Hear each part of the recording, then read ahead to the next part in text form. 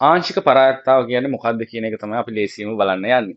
හරි. මේ ආංශික පරායත්තාව කියන්නේ මොකක්ද කියලා බලන්න නම් මෙන්න මේ වගුව අපට ඕන වෙනවා. මේ වගුවේ ප්‍රාථමික අතර මොකක්ද කියන එකත් අපට ඕන වෙනවා.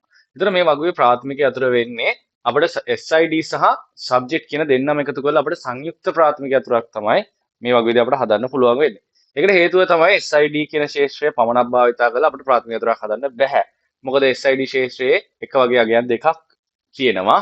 ඒ වගේම subject කියන ශේෂ්ත්‍රයේත් අණු පිටපතක් තියෙනවා. ඒක නිසා අපිට සිද්ධ වෙනවා SID සහ subject කියන දෙකම එකතු කරලා සංයුක්ත ප්‍රාථමික යතුරක් හදන්න. ඒතකොට මෙන්න මේ හදන ප්‍රාථමික යතුර මත යතුරු නොවන ශේෂ්ත්‍රයක්. මේකේ තියෙන යතුරු නොවන ශේෂ්ත්‍ර එකයි.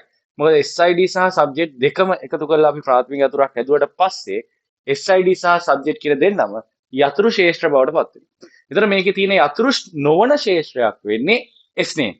එතකොට සබ්ජෙක්ට් සහ SID කියන ප්‍රාථමික යතුරේ SID මත විතරයි මේ යතුරු නොවන ශේෂ්ත්‍රය යැපෙන්නේ.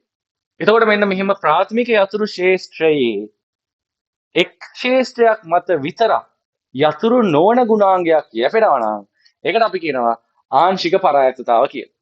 ඒතර ආංශික පරායත්තතාවක් තියෙයි කියන්නේ ඒ වගුව තියෙන්නේ පළවන ප්‍රමතකරණය.